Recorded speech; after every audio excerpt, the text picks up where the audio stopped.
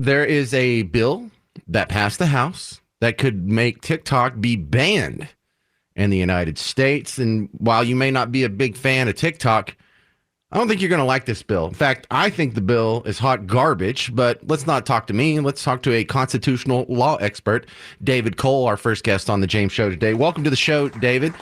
Good morning. What do we need to? Yeah, good afternoon. What do we need to know about this TikTok ban bill? Yeah, so it appears that Congress has to make a decision here. On the one hand, a lot of people use it. Many people have built successful businesses based on it, and they're influencing and whatnot. But there's also not a lot of dispute that there's a straight line that runs back from your phone through the TikTok business to the Chinese government if the Chinese government ever chose to exploit that connection. And Congress is, at least the House, appears to have made a judgment that potential security risk outweighs the pretty substantial economic and personal life disturbance of potentially shutting TikTok down. Well, this is being touted as a bipartisan bill, which it did have plenty of people on from both of the major parties voting for it. But the fringes, the non-establishment types in both parties are united in opposition against this bill. We have the Tom Masseys and, dare I say, like the James Parkers and the Vivek Ramaswamis that are against it, but also AOC isn't a big fan of this. So this has made some strange bedfellows. Why do you see that, David? Yeah, it is a strange one. I sort of understand the left because of the free speech issues and that kind of thing. Hard to explain the right. I think some of them have their own TikTok presence as part of the reason. But some of the opposition from the right is, I heard some congressmen say is, if your problem with the Chinese government is that they're totalitarian and they're this big government that crushes people, well, this may be curing the disease with something that's worse than a disease. You're doing a very big government thing here, shutting down this channel of speech that a lot of people use. And I think on the right, people are skeptical of that as perhaps a little excessive use of governmental power. Well, I've also seen some of the criticism coming from both the left and the right that this bill is written in such a way that it could be easily misused in the future by some president who wants to shut down a platform for political purposes. Do you think that's legit criticism? It's not so much a legal criticism that it sets a precedent, but it definitely establishes a political norm that it's okay to do this. And look, Congress gets to make this kind of decision. If something's a national security threat, it can make decisions, and it's exercise of the Commerce power to decide that to regulate the economy a certain way. But if it's making those decisions because it just doesn't like the overall flavor of what's on the platform, that's very troubling. And once we shut down this one, the problem may be in 5 years, what if we shut down this other one and another one, and all of a sudden we don't have platforms anymore, and nobody has anything to talk about. Hard to say. You never know how that kind of parade of horribles, we call it in the law, works out. But there definitely is the potential here for the next situation that comes up to not end in a good way by people citing this particular episode.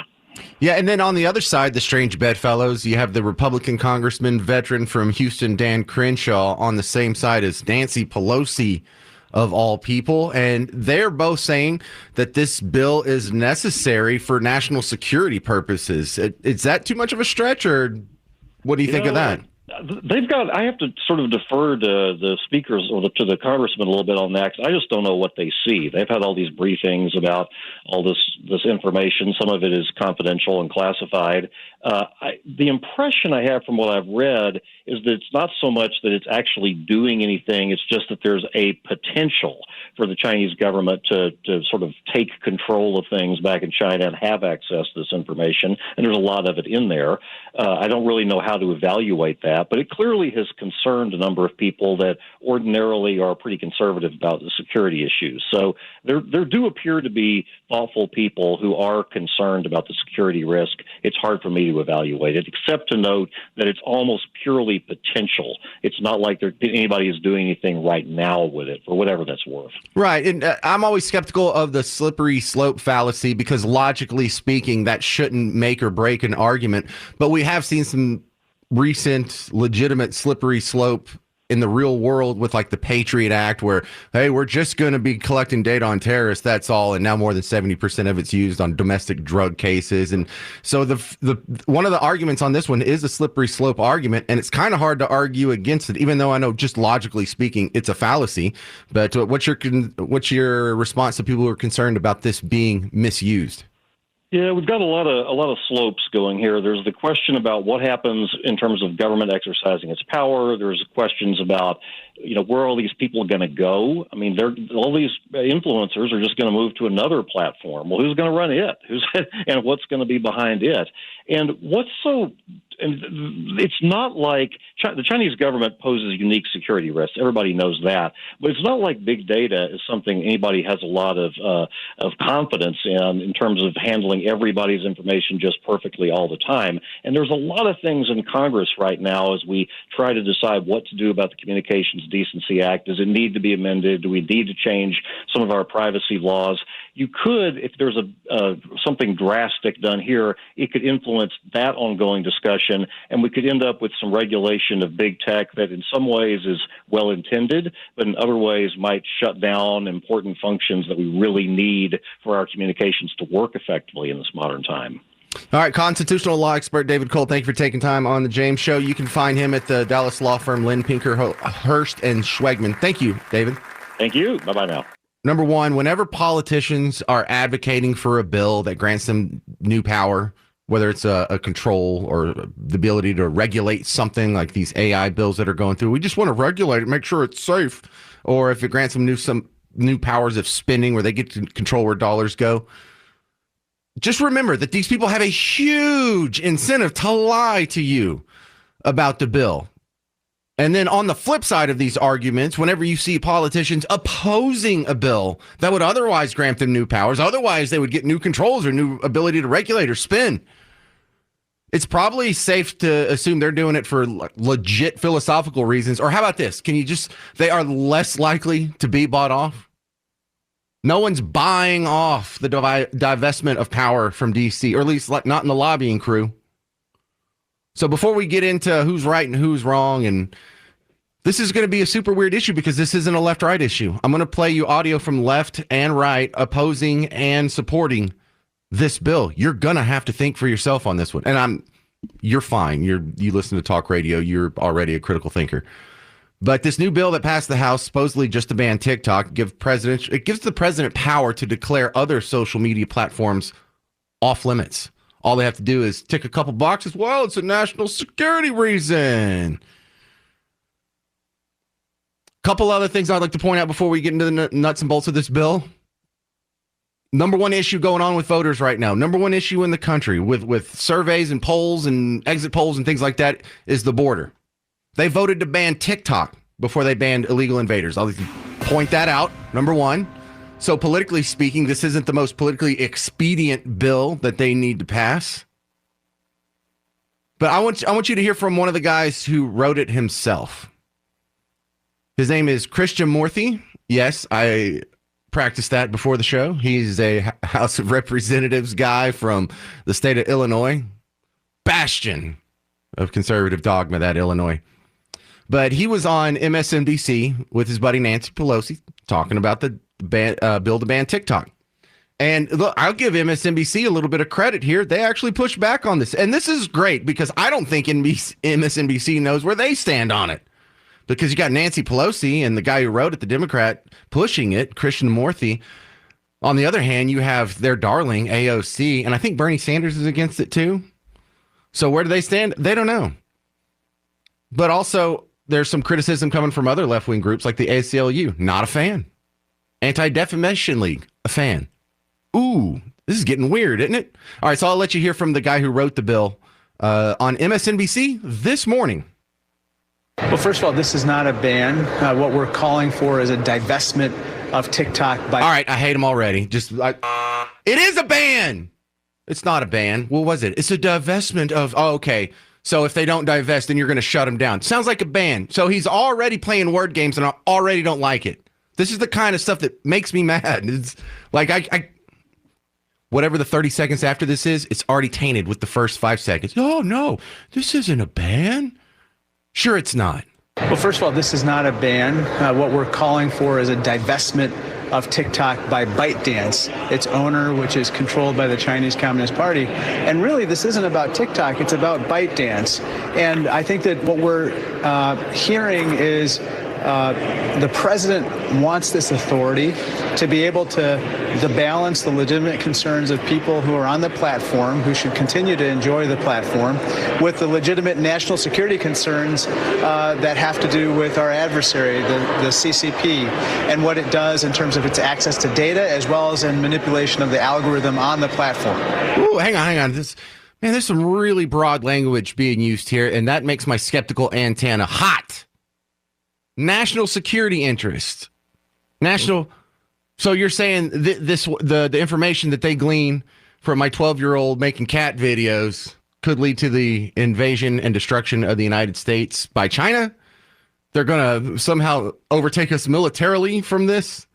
Look, that is the longest, thinnest human hair width of a tangent you have there. Makes me super skeptical, but I'll let him continue. But Congressman, if they don't divest, you will ban them. And to be clear, you also put a 6-month deadline on this. So explain how you square that with the idea that you put this ban, you put the consequence of the ban on the table. That was your decision. Oh my goodness, I'm going to have to say nice things about MSNBC. Kudos to whoever this anchor is. I've never seen her before in my life. They probably won't let her back on. She asked the exact question I wanted her to ask. Wait a second. You called it you said it's not a ban, but you said you're going to shut them down if they don't comply. How's that not oh my goodness. This is how upside down the story is. This is bizarro world today. Anyway, I'll let him continue. Yeah, so basically they would be suspended from being able to operate. Sounds like a ban, doesn't it? No, we're not banning him. We're just suspending their operations. Yeah. It's not a ban. It's a suspension of operations until they're in compliance. Until they comply with the law. This is very common. We have various laws that basically prevent excess ownership with regard to broadcast outlets, telecom companies, even railroads. And so what we're saying here is they need to comply with that particular law. They need to reduce their ownership to no more than a 20% stake in the company, and at that point they would be in compliance. All right, did you take any of that in, or did it just get more skeptical for you? Another great follow-up here. The MSNBC anchor, I don't know her name, I'd never seen her before. She brings up the fact that the ACLU doesn't like the ban, and the ACLU and people like this are usually on the same side. It's odd for them. They have a cognitive dissonance, and you can hear them when she asks about it too. No, there is no right. There's no First Amendment right to espionage. No, there's no First Amendment right to harm our national security. There are a number of cases, including Supreme Court cases, that basically say that even in a situation where, for instance, a bookstore is not in compliance with laws of general application, and even though obviously the authors and others who have the right to express themselves in the books contained in that bookstore should be able to sell them, if the bookstore is out of compliance, it's not allowed to operate until it's in compliance. And that's the situation here. Oh, my goodness. That little metaphor did not work, sir. This is not the same as a bookstore. You are acting different. I don't like this. I don't like this at all. And it really bothers me. This is a bipartisan bill. It really bothers me that most of the Republicans and Democrats in the House of Representatives support this. Let me play some people who disagree with me. I played you the Democrat who wrote the bill. Let me play you one of the leading Republicans who also supports this bill, a guy out of the Houston area, a combat veteran, Dan Crenshaw. Here's why he likes it. I want to address all of my colleagues who I think are confused about the First Amendment, confused about the nature of TikTok, and confused about the intentions of the Chinese Communist Party. Let me explain this really simple. TikTok is owned by ByteDance. ByteDance is in China, and when you're in China, you have to do whatever the Chinese Communist Party says you have to do. That's according to the National Intelligence Law passed in 2017. If they want you to spy for them, you will spy for them. That's how that works. They have a board member from the Chinese Communist Party on ByteDance. You wouldn't allow a radio tower owned by the Chinese to be put up right in the middle of Washington, D.C., and then allow it to just put out Chinese propaganda. You'd probably complain about that. That's exactly what TikTok can be used for, because millions of Americans. A couple things to address here. We're only halfway through. He only gets 2 minutes to talk on the floor of the House, and we're halfway through. First off, yeah, he's correct. If you're operating in China, you have to do what the Chinese Communist Party tells you to do, and if they ask you to spy, you have to do it. But it's not just TikTok that has to do that. You know, Google operates in China. You know, Google is asked by the Chinese Communist Party to turn over their data. You know, Google has spied on far more Americans in support of the Chinese communists than TikTok has. TikTok has about 100 million or so regular users in the United States. Google has 250 million regular users. So 2.5 times, 2/3 of Americans use Google on a regular basis.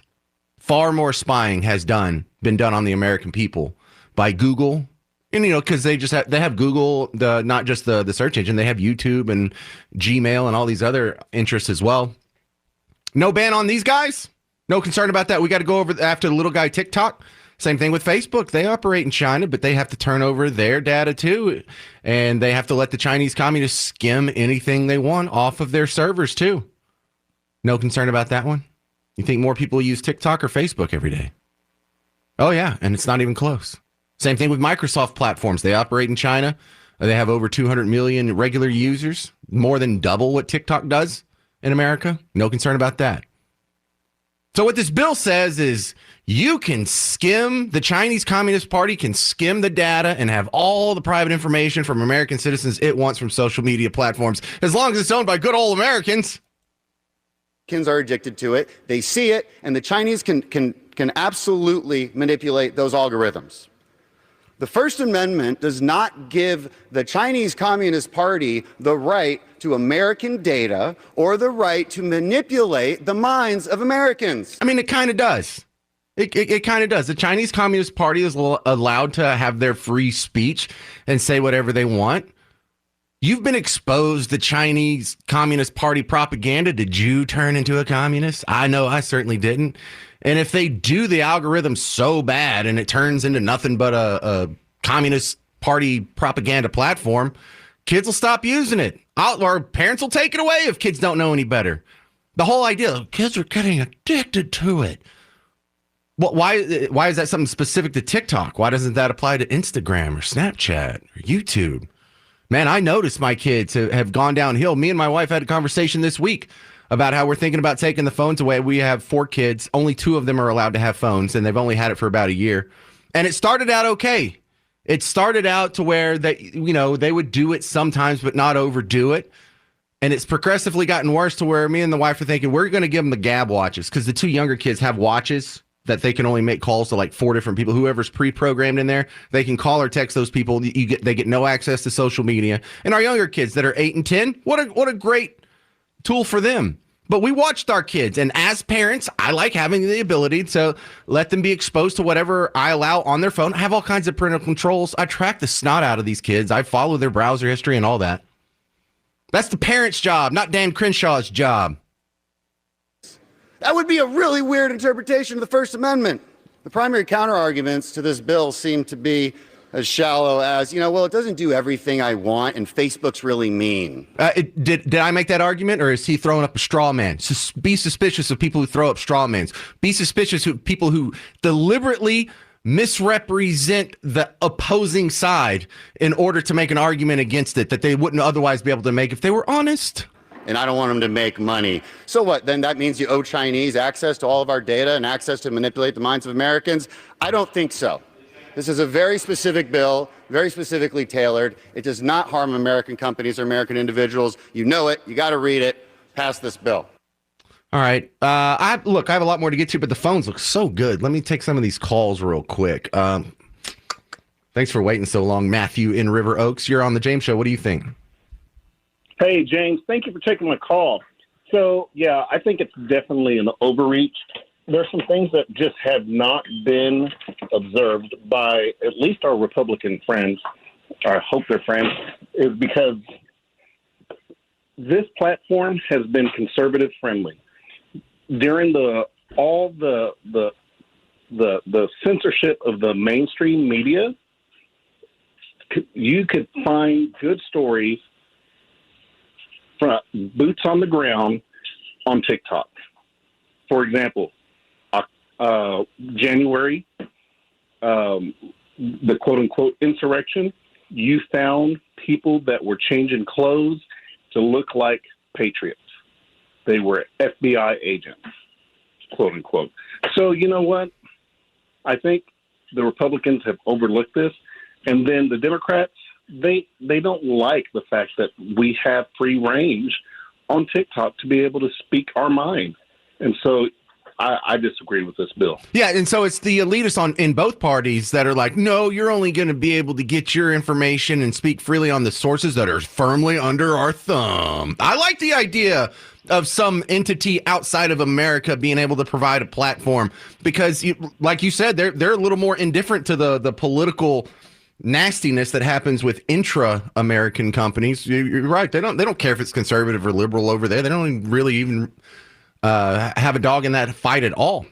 And I don't know what it's going to do in the Senate because the two big guys, or two of the biggest guys in the Senate, Lindsey Graham and Dick Durbin, they were asked about it this morning.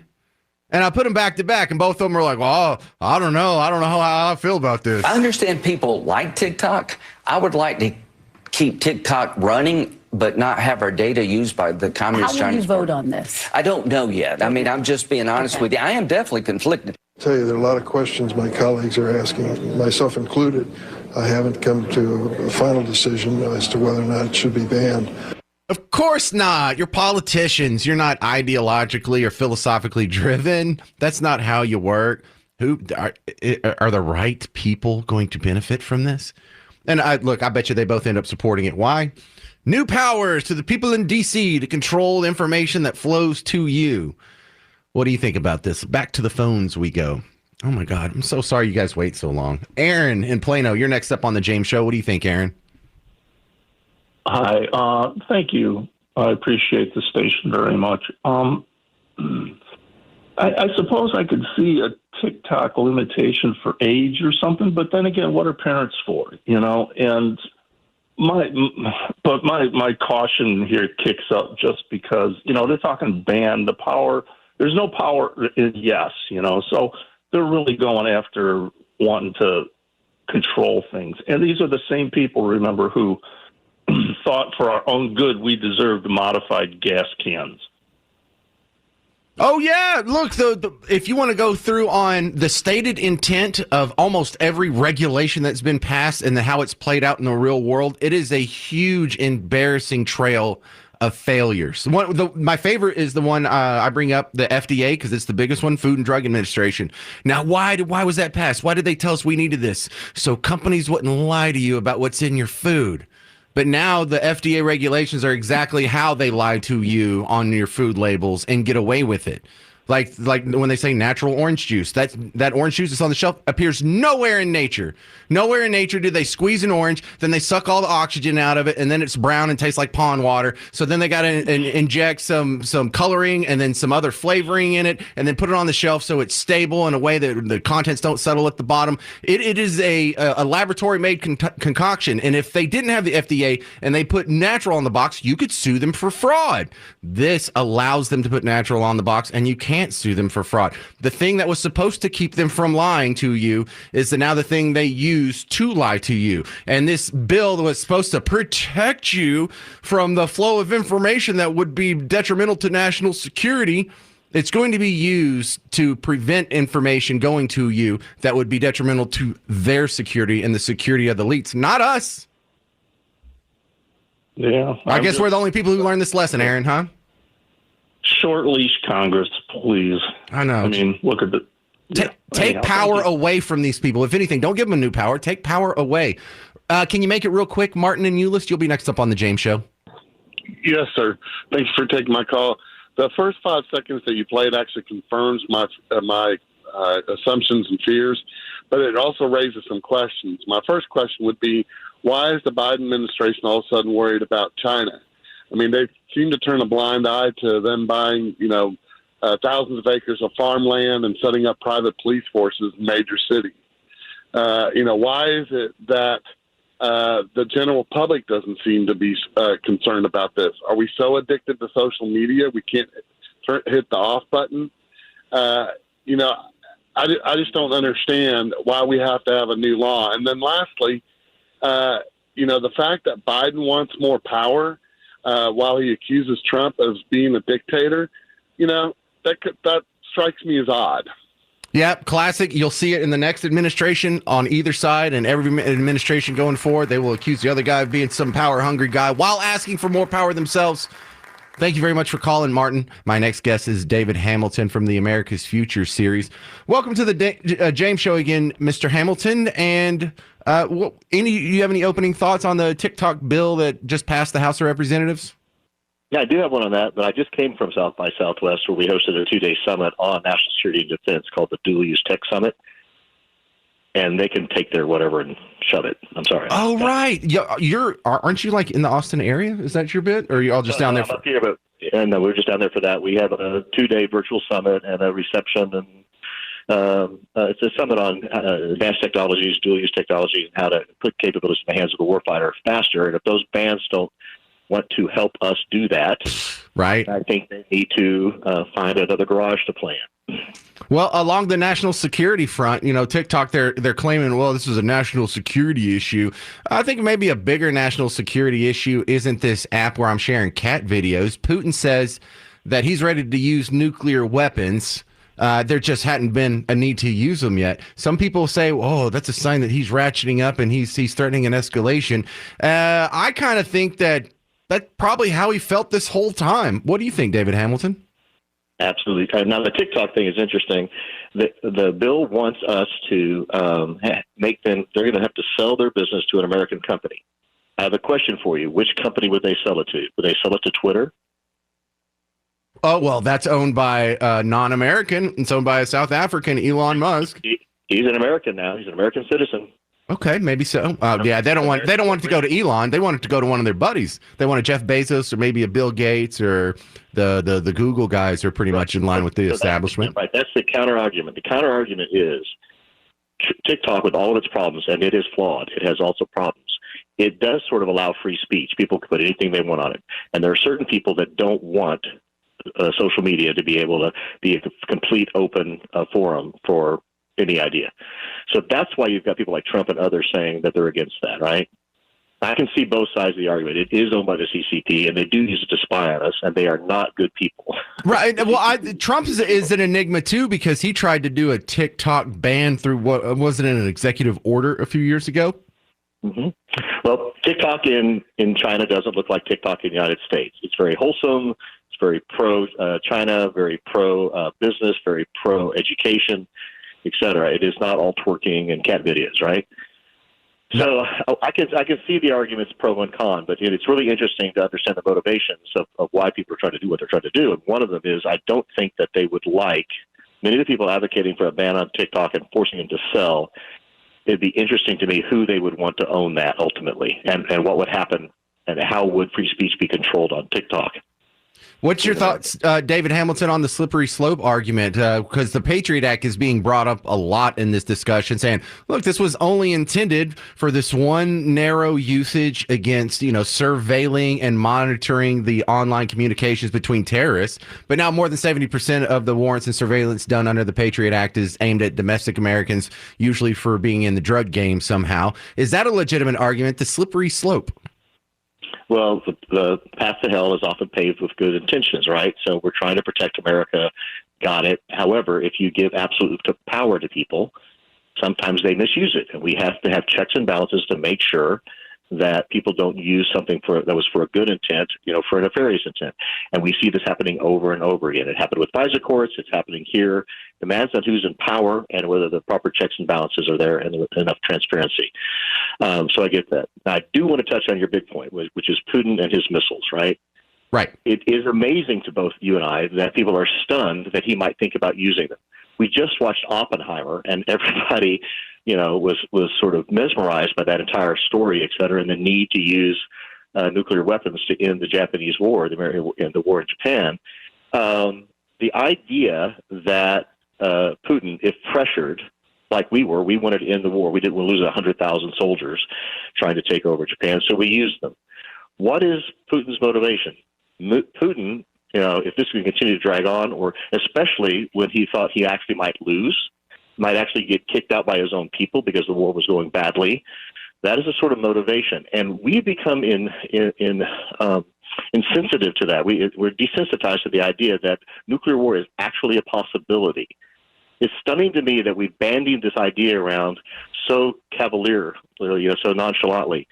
If you push the bear into the corner, it will eventually bite you. And if he's always had this capability, he's always had the willingness, if needed, as he said, he just hasn't had the need.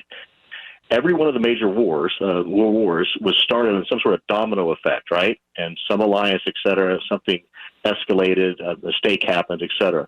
This is something that we haven't been cautious enough about, and we're not worried enough about, and we're not taking seriously. Well, yeah, because none of us were alive for the last time that was a real physical, in-your-face threat. War to us has always been something distant on the other side of the planet that's just on TV. But I think it might be a good reminder from Putin that, you push this guy far enough, we'll support Ukraine at all costs. Really, you're gonna risk nuclear war so you can... We're going to die on that hill. So Ukraine can retain the Donbass region with 200,000 people in it? Come on. Okay, so I've been on your show and other people's show and said very early on, many thought that Russia would win faster. They haven't. And that's a testament to the strength and resilience of the Ukrainian people and just how tenacious they are. However, we did say that this can't go on forever. And do we want to keep spending trillions and billions of dollars on a country and a region that is not that important to us strategically? Asia is more important to us. The Middle East is more important to us because they have oil. Here we are mired in this proxy war that is spending billions, if not ultimately $1 trillion. We've spent more than the entire Russian military budget on this war. We alone have spent that. Can this continue, or could we force, we have to talk tough to our own partner, the one we're supporting. We have to come up with a negotiated settlement. And that negotiated settlement is no Russia in Ukraine and no Ukraine in NATO. It is a threat to Russia for us to continue to add countries on their borders with our missiles, our material, our bases, et cetera. And to ignore that is to say that it was no big deal when the Russians tried to put missiles in Cuba. All good stuff. Thank you very much. David Hamilton, America's Future Series. Go check him out online. And thank you for your time again, David. Thank you, sir. You have the establishment on both the Republicans and the Democrats loving this bill. Nancy Pelosi and Dan Crenshaw are probably sitting on the same side of a Applebee's booth right now, sharing a shake with 2 straws.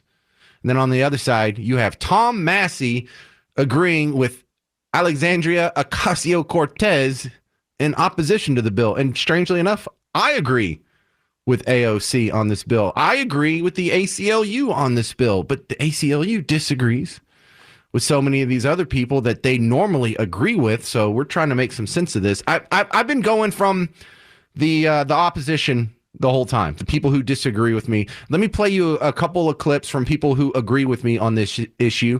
First off, in the House, the most outspoken guy was Tom Massey, a representative from Kentucky. Here was his 2 minutes. Mr. Speaker, I know the sponsors of this bill are sincere in their concerns and in their effort to protect Americans. They've described the TikTok application as a Trojan horse, but there's some of us who feel that either intentionally or unintentionally, this legislation to ban TikTok is actually a Trojan horse. Some of us are concerned that there are First Amendment implications here. Americans have the right to view information. We don't need to be protected by the government from information. Some of us just don't want the president picking which apps we can put on our phones or which websites that we can visit. We don't think that's appropriate. We also think it's dangerous to give the president that kind of power, to give him the power to decide what Americans can see on their phones and their computers. To give him that sort of discretion, we also think is dangerous. Now, people say that this TikTok ban will only apply to TikTok or maybe another company that pops up just like TikTok.